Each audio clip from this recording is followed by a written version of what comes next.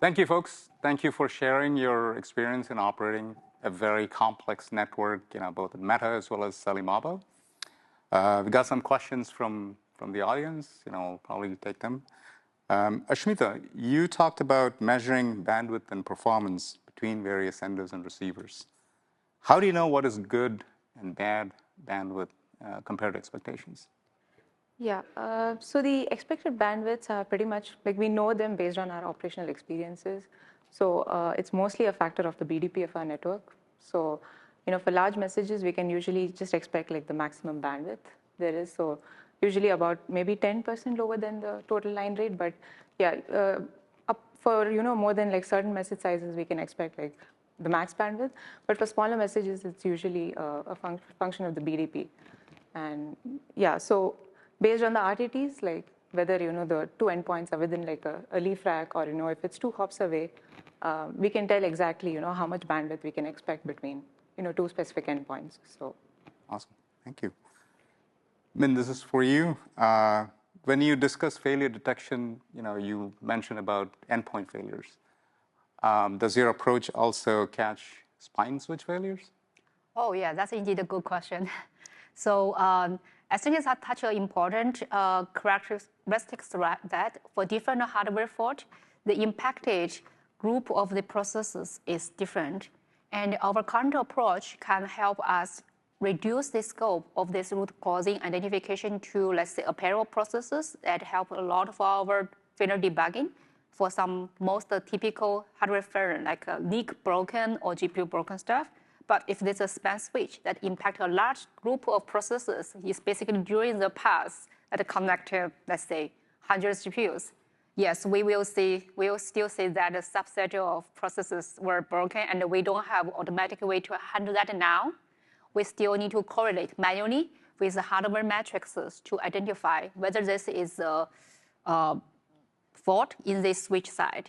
But this usually when we see this group of processes getting into this stack situation, that is basically a good indicator to tell us, hey, something probably wrong on your switch side. Mm-hmm.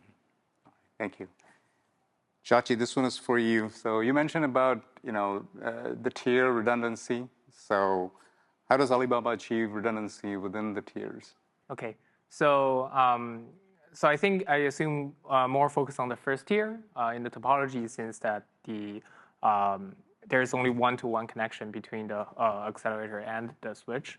But if we consider from the entire server's perspective, the redundancy is really rich. So consider there is our common server formats, there are 8 accelerators within the server, and we maybe in other cloud providers architecture, they provide 8 uplinks to 8 switches. And because we have dual planes, we actually have 16 switches going up. So for example, if one switch fails or the optical modules fails, we still have 15 other links going up.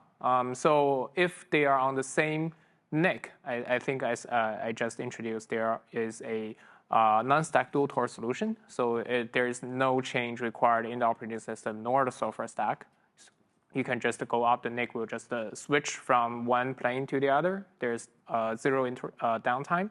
But if the NIC goes down, let's say there is a very serious hardware failure, then the accelerators can first go through the scale-up network, going through other accelerators and then going out.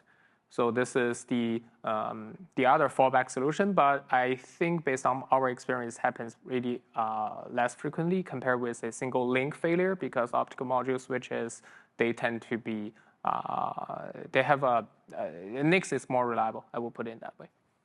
Thank you. Jose, this is for you. So what are some of the most valuable lessons that you have learned managing such a complex network? And how do these lessons actually influence your strategies for further improvements? Yeah, that's a great question. I think there are many, but if I had to sum it up, I would say going back to first principles. So as we described in the presentation, we were not strangers to managing large infrastructure, managing large networks. We have the front-end fabric, for example, has been in use for a really long time and has served us pretty well. And a lot of these phases that I described were present there way before AI existed. But seeing the needs of those workloads and seeing the issues that teams were dealing at the beginning of our journey, things were very opaque because there's many things at play. AI is a very tightly coupled system in general, right?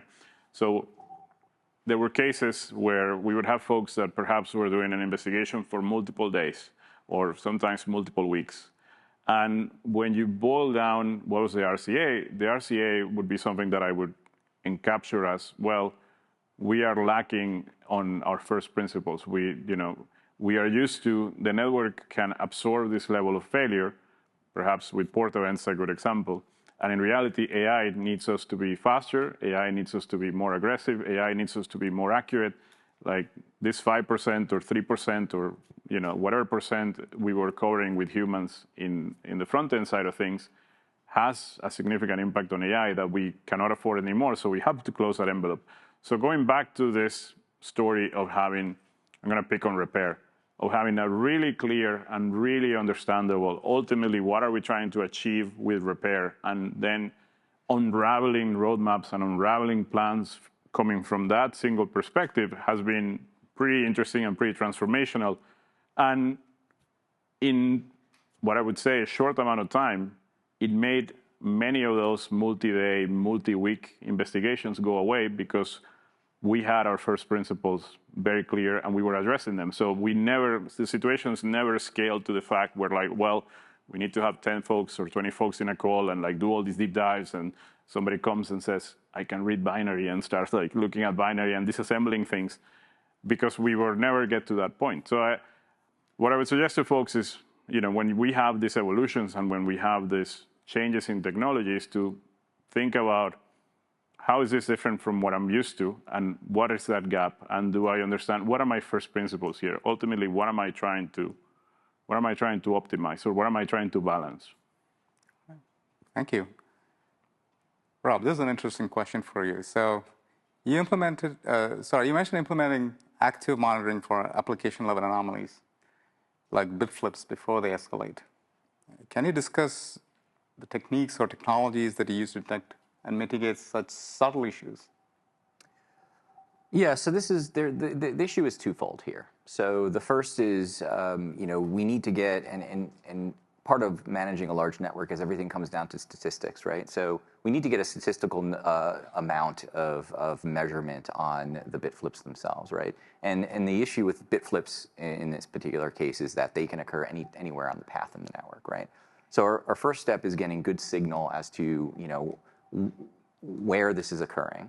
The second step is doing some sort of failure triangulation along the path. And I didn't cover it in the talk, but within our triage process, we have a number of automatic triage processes. So we have an existing one right now where when we see port flaps, we'll essentially drain the circuit from both sides, and we'll test the A side and the Z side for flaps, and we'll do that by looping traffic through it at a large volume, and then statistically looking to see if which side the port flaps are occurring on, right? So we're kind of implementing an automated loopback test.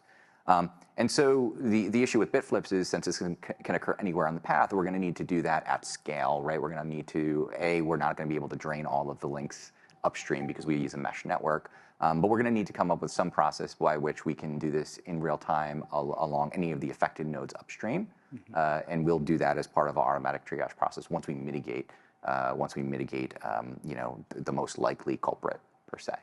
Did I mention we like on-box agents? So it will be, yet another on-box agent and yet another automatic triage process that we would supplement. So that's kind of the great thing about active monitoring and passive monitoring is you can combine the two techniques and come out with a solution at the end that leverages the strengths of both. All right. Thank you. Jiaqi, maybe this is a question for you. Based on your experience with HPN 7.0, what areas are you exploring for improvements, based on either signals from workloads or operational learnings?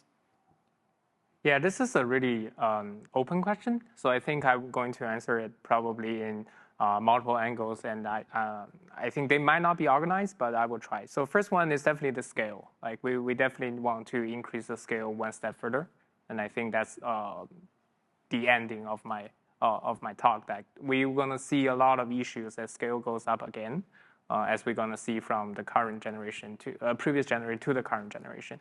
So that's one. Definitely, the scale is what we're exploring for improvement, and the second one is definitely what the two other talks in the same session talking about, like stability, right? Debugging and how you can quickly detect failures and how you can mitigate from them. So I think one thing that we haven't done so far is over the last several years of operation, we have collected enough common bugs, like common failures and common software style, hardware style problems that maybe we can cover just a random number, maybe say, let's say 90 or 99% of the failures that happens, we know what's the root cause, like accelerator failures, network failures, et cetera, et cetera.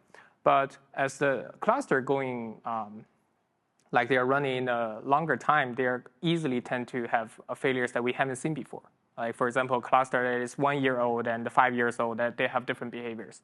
And then we're definitely going to see some longer tail failures that we haven't dealt with before. Like for example, we believe currently there's just a random number again. So maybe we can say like due to our current experience, we can cover 99% of the failures, but maybe 1 year later, this 99% will shrink to 90%.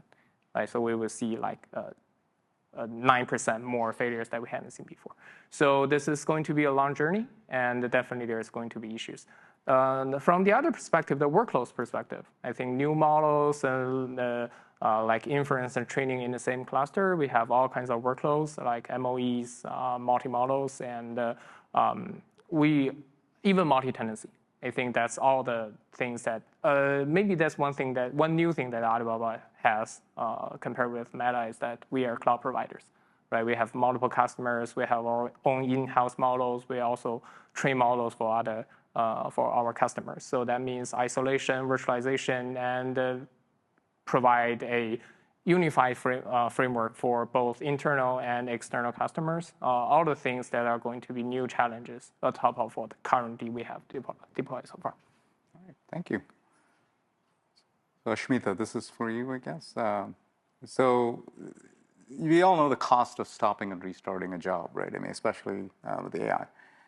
So when you detect a slow rank, do you typically expect to recover after a bit, or do you stop the job and replace? Like, how do you make the trade-off? Yeah, that's a good question. So basically, when you see a slow rank, so there are two things. First thing, you need to make sure, like if it's a network that is slowed down, or if it's an endpoint. So based on all these bandwidths that you see, so if it's a network issue, you would see the blast radius is a lot more. So you would see a lot of ranks that are slowing down at the same time. But if it's like a specific endpoint issue, then you would see like just the communications that are originating or that are destined to this particular host would slow down. So I think the first thing to make sure is you have to be clear that whether it's the network or the endpoint that is the problem. Mm-hmm. And if it's the network, I think usually we have like good automation in place that actually that restarts and the performance can come back up. So in that case, you would not have to restart your jobs or do anything.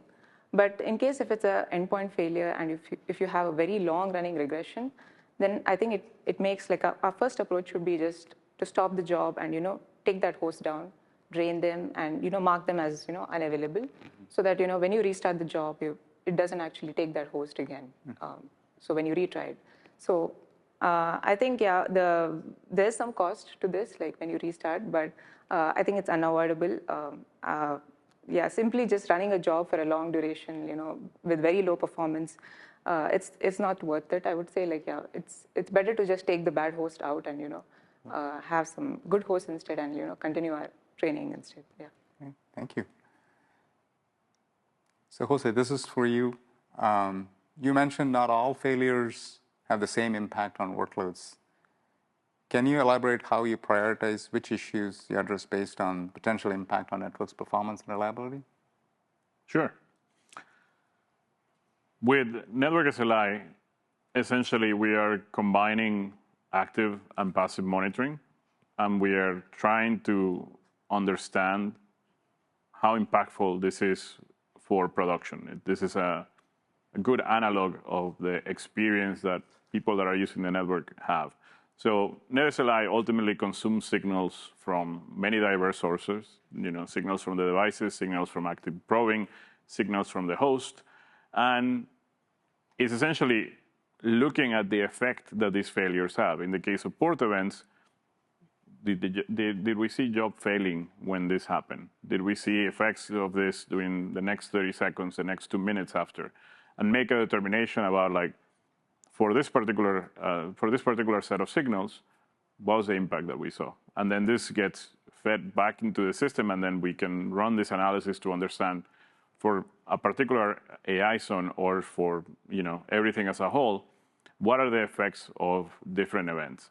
And this is then validated with our on-calls. This is validated with different folks that are experts in different parts of the domain, like, for example, comms. And essentially, out of that, we produce these insights, such as the one that, look, port events is having orders of magnitude more impact than anything else. So then it becomes extremely useful to drive roadmap conversation, and in some cases, even to drive the fact that something has changed. Something has changed, and we don't quite understand why. And this has been useful because in some cases, this has helped us catch things that were not immediately apparent, such as the fact that during what we consider to be non-disruptive operations, surprise, they were being disruptive in ways that were, for a very short amount of time, which if you had to investigate this as an on-call, or if you had to investigate this as a group, you would see a very small blip, and then everything goes back to normal. But then when you aggregate all of this collectively over a month or over extended periods of time, you say, well, as a whole, this is happening in the entire fleet when we do this particular operation, or when we did this operation 5 times, we saw it 3 times, but we saw it consistently across the fleet. What is the source of this? So this has been extremely useful for essentially doing work that really matters to our customers, and to provide that compass about, because we're all engineers. This happens sometimes. You see something and it's like, I see this is broken. I see this should not be happening. I'm going to spend the next 3 years fixing it. But the question becomes, if this is really not having the effect that you believe it has, is it worth doing? So this has been a great piece of data to drive meaningful investments. And this is the discipline that we are executing and continue to execute and continue to refine to make this more intelligent. And essentially what we are trying to do is like continuously move this to the left, where this signal gets more and more and more precise. So we can see these issues when they are, maybe something that happens 500 milliseconds.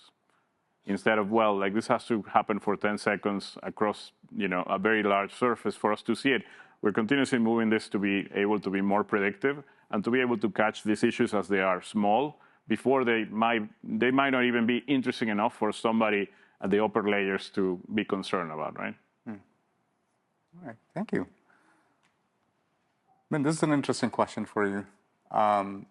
Do you have a generic approach or a collective specific failure detection approach, like say for an all-gather or a News? Oh, yeah. So this is actually the first question I asked ourselves when we started building this in-communication library instrumentation for both performance and failure tracing. The answer is yes and no.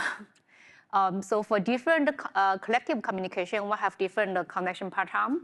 So it definitely gives us a different, let's say, graph. If we just put every network operation, maybe also unveiling operation together, and then we see this dependency graph in a different way for different collective.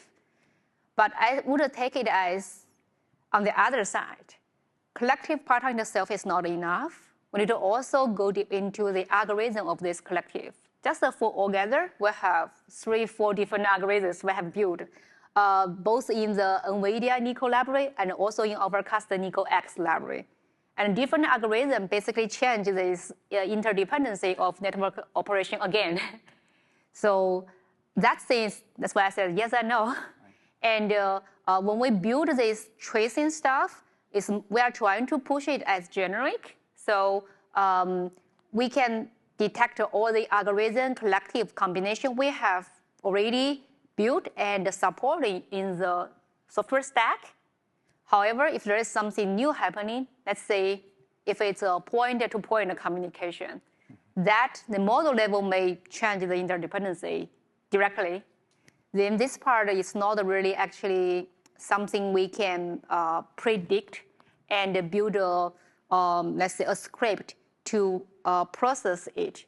But we are doing the best effort as we guess based on, let's say, the ground truth fact as what's the first starting hunting single network operation and give us some estimation on likely this rank is the one that caused this for, or just between those two ranks, we have something ongoing on the network that caused this disconnection or slowdown. But this is best effort. It's not 100%. I would say 19% or 18% for this, but for the majority collective communication, which is the most important one in our AI workloads, we still have pretty much good coverage based on collective pattern plus algorithm knowledge about that. But actually, I would back what Jiaqi and Jose has mentioned about this is changing. We build this stuff just based on the state of art now, but the model developer is changing it every day, like MOE stuff as auto and different new collective come in. So this has to be updated continuously. Okay. Yeah. All right. Thank you. Rob, when you talk about mitigating impact, how exactly would you quantify that? Yeah, so the answer is twofold, right? So there's the operational impact, right? Like how do we quantify how long it takes for us to mitigate an issue, right? So everything from detection to correlation to triage, that all falls within essentially a mean time to mitigation metric, which we use in our operational reviews, but essentially it tells us how long does it take us to go from the moment we detected a device to the moment we mitigated the issue, right? And typically we'll either drain the entire device for a device level problem or drain a downstream circuit if it's like a port flap or something that we detect to be on more of a circuit level. So there's that part of it, right? And we quantify that, and that is an operational metric that we look at, pretty much daily to look for regressions and these sorts of things, right? The second one is, what is the impact as far as we're trading availability for reliability, right? So when a device is failing, we don't want to take the hit on SLI. We don't want it to introduce errors into the network. But what we're doing is we're removing the device from the network, therefore taking capacity off the network. So we have this tension between availability and reliability. And one of the things we really need to do is be aware of like what our safe capacity buffers are. So we establish safe capacity buffers in each scope of the network, and in the general use part of the network, we can eat away at those with really not much impact because it's general use and it's oversubscribed. One of the things to keep in mind on the AI front is any capacity at any point in time taken out of the AI network has a direct correlation to job completion rate and performance.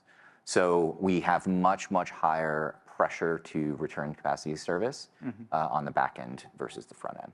Right. Thank you. Jiaqi, this question is for you. How do you address congestion in your network? Oh, this is a really good topic. So I think I'm going to answer in several layers. So I think in the talk, I'm more focused on the architectural design of our topology. So I think address congestions. Firstly, you have to avoid congestion. So then you will have to build it from the ground up. Congestion actually means your demand is more than what you can provide. So that creates congestion, or either on the link or on the switch, whatever. So first of all, we provide a full bisection bandwidth between any two pairs. So that means this, in a very high level, there's no like micro level congestions. But also on the other hand, so we provide a two-tier network, and we maximizes our fan out of the first tier of a segment. That means if all the accelerators connecting within the segment is only one hop, and that means you are not going to experience any hash collisions right? For example, if you go from up to down, one hop, there's no hash collisions because there's only one link up, one link down. And secondly, if you want to, so that's for the architectural side. And from the job allocation side, so if we want to leverage or maximizes our architectural advantage. So that means I'll give a more detailed example. For example, if we are deploying a, let's say, 10,000 accelerator job. So how you have different parallelization strategies, right? Tensor parallelism, pipeline parallelism, et cetera, et cetera. You want to map your parallelization strategy or even the rank of the GPUs to your cluster. So for example, since we know that there is less congestion within the segment, so that actually means you want to specially deploy your model so that the higher volume or higher data volume communication happens within the segment. And that actually reduces your congestion a lot. I think also in previous scenarios, Meta also shared their experiences by co-designing the architecture and job allocation frameworks.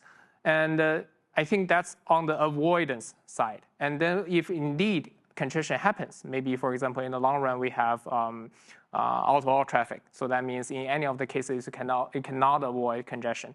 Then we are, I think Alibaba has a pretty strong background on congestion controls and developing software stacks. We have a lot of papers discussing it. So we have a host network co-design solution. So network is going to provide instant feedbacks to the host. And host, as I said, we have the Solar protocol, which leverages the multi-path behavior so that, like, for example, if it is single path, then maybe the congestion is, let's say, A.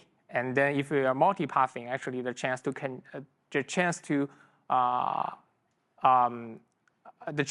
happen congestion, like make congestion happen, or the queue length is going to be greatly reduced if we just spread our traffic across the entire cluster evenly.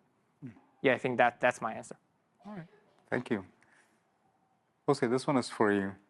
Which type of monitoring helped most to identify issues, passive or active? Which of those has been effective among these? That's a good question. I think this is like peanut butter and jelly. They just, which reminds me, I'm hungry. I'm sure everybody's hungry, so we agree. I think they complement each other very well. I mean, I think passive monitoring, when you have a proper strategy, will get you, and the platforms are mature, probably will get you 95% of the way there, right? If the platform is even more mature, maybe a little bit more. But when you are in a situation where the device itself or the network element itself doesn't know that it's broken because the instrumentation doesn't exist or because part of the software that is supposed to report the instrumentation is broken, you need to have something like active monitoring to essentially provide you with an analog of what is my baseline, what has changed, can I do any form of triangulation to facilitate this process until we cover that passive monitoring gap. So peanut butter and jelly. Thank you. So I think this question might be for either Ashmitha or Min. This is coming from someone who's asking to consider it from the perspective of a vendor. So the question is, like, with respect to observability session, was there any attempt to build network observability without instrumenting nickel? So they just are wondering in terms of a network vendor who may not have control over the applications. Yeah, I think I touched upon this a little bit during the talk as well. Like before we instrumented like the nickel layer, we used to rely on just network metrics, just like looking at packet drops and timeouts, and during the interval of reported regressions, and just trying to correlate if the packet drop happened right when our model performance dropped. So that was usually our methodology of identifying if something in the network caused these problems. So